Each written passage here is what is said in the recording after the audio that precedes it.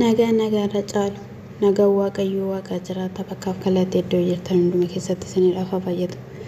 Iddoo yuutiib jedhu jalatti kan argamtan hunduma keessaniidhaaf jirtu warri maatiin haa ta'aa jirtan galatoomaa eebbifamaa siniin jechuun jaaladhaa.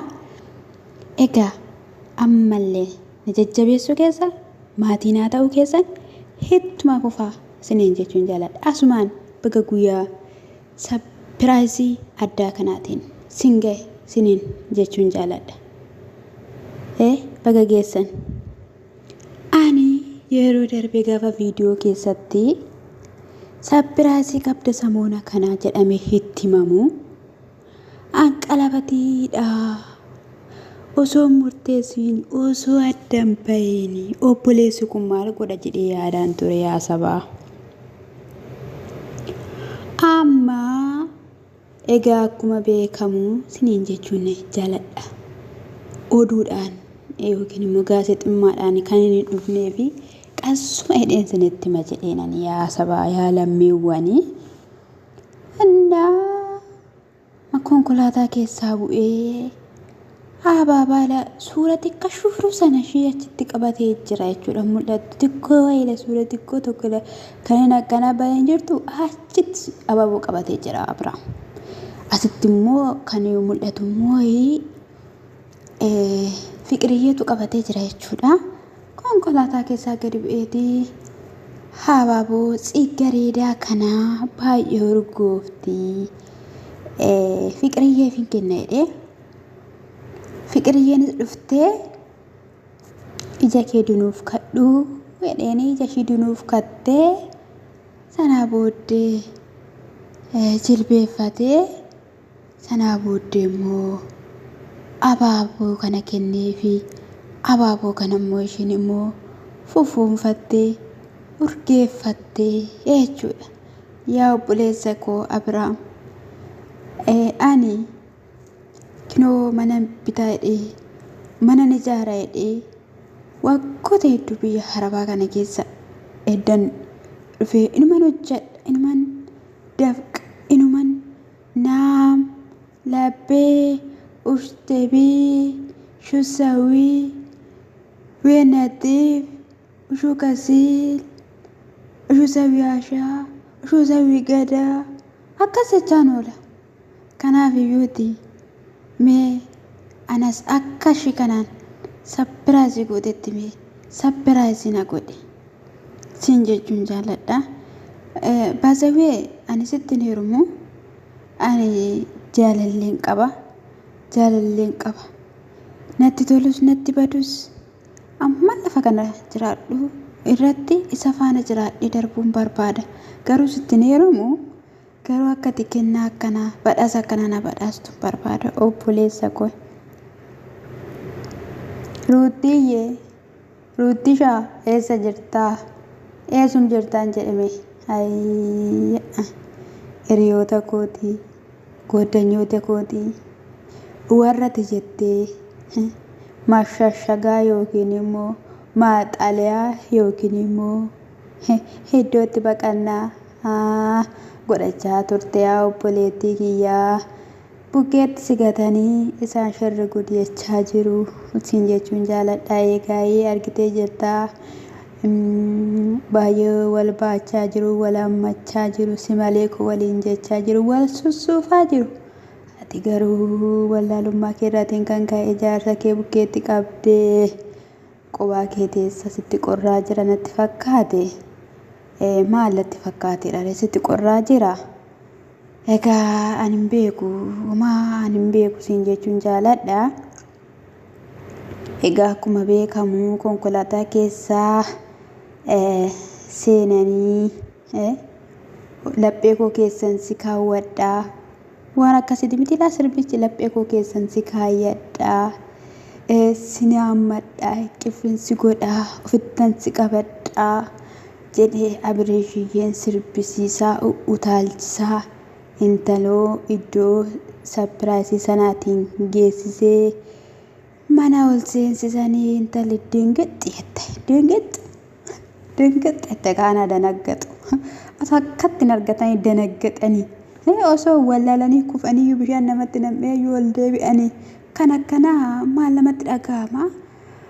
Achi booddee haala jiru gaattaa isaanii Abiraayyeen haasa'ee 910 amma garuu 400 Abiraam Awaash baankiidhaan si kaffalee jira jedhaniini sana booddee waraqata fudhattee arragab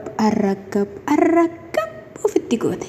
Baga ofitti arragabde baga ofitti arragabde gammachuu guddaa umurii kana keessatti Itoophiyaa keessatti mana qabaachuu jechuun mana seera qabeessa inni kaanoo kinoo biyya hormaa keessatti gubatee ciincee iggi waxxii bitee rakkata. Maaliif isa iggi sana bitachuu waan hin dandeenye dhuma gubbaa irratti immoo argaa jirra waan ta'aa jiru jechuudha. Ati garuu carroomte intaloo hin carroomte isa akkanaa lama miti jaalachuu 10 otoo jaalatanii namatti badeettee addaa fiqiriyyee bagatti sitte baga jedhe baga jalaa butattes tolchite jedhe dhugaan tolchite. Innaa samoona kana immoo jechuudha. Samoona kana waan baay'eetu jira jechuudha. Waan baay'ee argina. Waan baay'ee argina sinin jechuun jaaladha. Waan baay'ee haasa'aniiru egaa waan baay'ee dubbataniiru. Anis bukkeen jira sin jajjabeessa. Manni immoo mana kutaa ciisichaa 3 qabu. Mana kutaa ciisichaa 3 qabu. Kushiinaa kan qabu, saaloonii kan qabu, kaaree 145 maal jedhanii waan akkasii irratti kan bu'uureffatedha manichi jechuudha. Isa kanadha. Kana dura immoo beektu Ruutiyyee fan akka isaan iddoo kanatti bitanii turan egaa isa Ruutiyyeen hirachuudhaaf kassastee jirti Abiraamidhaanii. Isa gaa'ee yeroo gurguramee jedhame yookiin immoo yeroo waan ta'e egaa hin beekamu waan ta'u hin beekan garuu kan farrame iddoo kanatti fiqiriyyee duwwaatu farrame Abiraam hin farramne keessii jiru immoo gara fuulduraatti ilaalla. Amma sababiin inni hin farramnee fi wacuma namaa iyyuma namaa ishii sana maalidha namna jechuudhaafidha. Ishii sana hiikeetti ishii duraa hiikee sana booddee wanti ta'u ta'ee qabeenyi jiru hiramee konkolaataanis egaa hin beekan konkolaataa Abiraam uummata walfata fakkaata. Manni yookiin gurgurama yookiin waan ta'e yookiin ishiidhaaf kennama.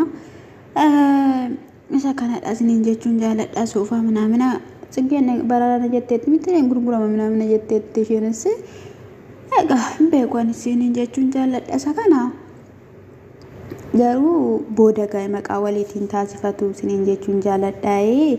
Kaleessa immoo bu'aa turtee waan ta'amu hin beeknu nuti waan ta'amu hin beeknu. Akkatti sammuun oofaa jiru hin beeknu. Sanas haa ta'u sana maqaa ishiitidhaanii birrii kan kaffale Abiriyyee kan farrame Fiqiriyyee kana isiniin jechuun jaaladha. Innaa isa kana isiniin jechuun jaaladha. Akka carraa ta'e immoo jechuudha shamarran keenya kan mana bitaa jirtan kan maal jechaa jirtanii yoo isinii danda'amaa ta'e otoo akkanaa kana yaaltanii iyyuu dhaamsa koodha jechuudha. Osoo manuma kinoota akka isaan bitaa jiranii kana osoo bitattanii isiniin jechuun dhaamsa kooti isiniin jechuun jaaladha. Obboloota kiyyadhanaay waan baay'ee yaalaa ishii waan baay'ee yaalaa karaa ittiin lotoriin isinii bahee karaa ittiin boru dhaloota gargaartan iyyuu hin beektanii. Abiraamii kan inni ittiin beekamu namoota guddisuudhaan dhugaa dubbachuudhaaf jechuudha. Kanaaf iyyuu hordoftoonni jaalatanii hin beektanii inni kaan immoo ennaa isaan viidiyoo isaan irraa dubbatanii namni 330 waan ta'e maaliif ilaaltu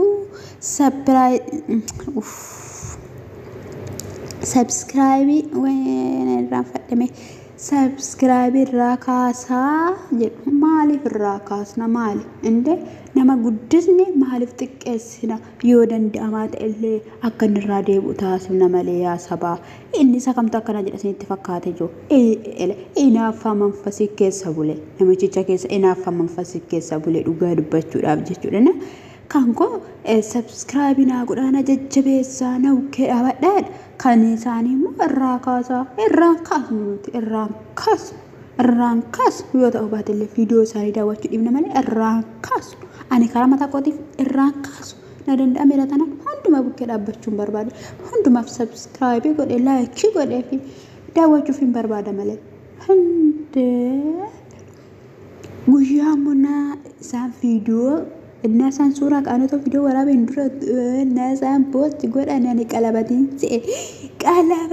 se'e yaawayyo jedhe ka qalabatiin turre gaa'ee garuu qalabatiin simmoo hin caala qalabatiin simmoo hin dhufa qalabatiin omaa miti siniin jechuun jaaladha kan qalabatii caalu argatte intalli hende kan qalabatii caalu umurii kanarratti qibirri yettama anamma kanatti si gargaareera ati immoo kanaan booddee hojjattee kaffaluun dirqama sitti ta'a adaraan sitti kenna jedheera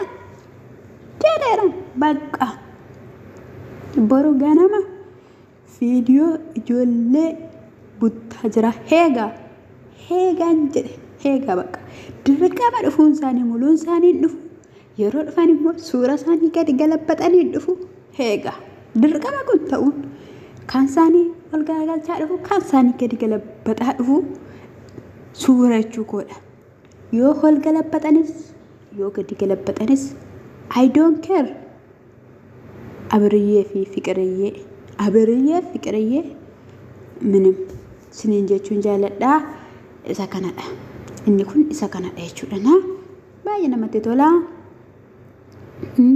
baay'ee tokko nama gammachiisa Ifnis iddoo naatee obbeetteetti isa kanadha dhaamsas nu'iif dabarsaniiru hin dandeessu taanaan itti galaadhaniiru siniin jechuun jaaladha garuu iddoo ruuttiyyeen jirtu barbaada lafa ruuttaan jirtu barbaada yasimmeetii waan ati nama gootu yasimmeetii waan inni nama godhu dhugaan siniin jedhe warri simmeetii qabnu warri hiriyaa hamannu amma of keessaa baasuu qabna hiriyaa gaa'ela keessatti amanu yoo qabaanne irratti ta'e baasuu qabna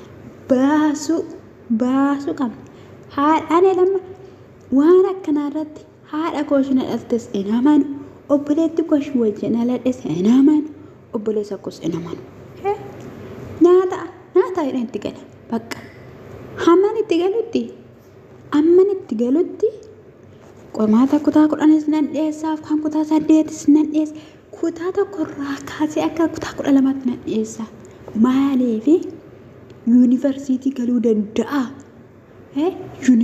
galuu danda'a jedhee nan qorammasittiin yoo hammasitti qoreenni darbeera ta'e yuunivarsiitii wajjin inni seenaa anis wajjiniin nan seenaa jechuudha sana ta'uu baannaan in kufa taanaan iddoo tokkotti kufa hidha taanaan ani barbaadu sababiin isaayyuu gola madaamii keessatti inni madaamii faana hiyya inni madaamii faana of caqacaqaa ture inni gola madaamii keessatti cunqursaa baay'ee arge nagaa waan ta'eef kanaafiyyuu tumee waqqaxeen maal baalaa ta'edhe qoree ilaalee itti gala sinis akkasumatti itti gala warri muu hiriyaa bara kanaa muu hin ta'u warri yaaddan immoo dhiisaa naffa'u dhugaa naffa'u inni mirxi jira miti kan gaa'ela barbaadu guute kan gaa'ela barbaadu gaa'ela dheebotee dubartii ogeettii eessaa hargamti dubartiin ogeettii ogummaa qabeettiin yaada qabeettiin kan jedhan kumaatama jiru waan ta'eef isaanirra sinaa buusu batalaa warra biyya rabaa warra laayifii jireenyaa otoo hin dabarsi kushiinaa gara kushiinaa kushiinaa gara kushiinaa carqii miicuu gara tokkosu gara tartiibii gara qumsaaxinii gara lafaa gara qumsaaxinii wayyoo yaa waaqayyo adaraan nu yaadadhu ati karaa gaa'elaa nu yaadadhu inni kaan yaada dhukee kaasaa chaappistikii isaa dibatee meekaappii isaa dibatee waa meeqa fakkaatee inni fuulli isaa xambas jedhee gubatee inni akkana ba'u chaaniyaa fakkaatee akkana nutti ba'a fataa jedhee zanaa jedhee qilleensa gaarii fudhate innaa adaraan nu yaadadhu sin jechuu jaalladha yaa gooftaa koodhaayi innaa maatii kiyya gooftaan sinaa heebbisu sinin jechuun jaalladha egaa'ee na jajjabeessuun keessan adaraadha adaraan nyaatina ani lammii keessan ani sanyii keessan adaraa warra afaan kana dhageessan nyaatina waada nyaatinaati wacii barbaachisu maaliin barbaachisu taaqee gadi godhaati allama bichaa gadi tuttu sabskiraayib isheettu fi doolii sana yoo gadi tuttan bakka maatiin haa taatan jechuudha I love you baay'een sin jaalladha sin kabaja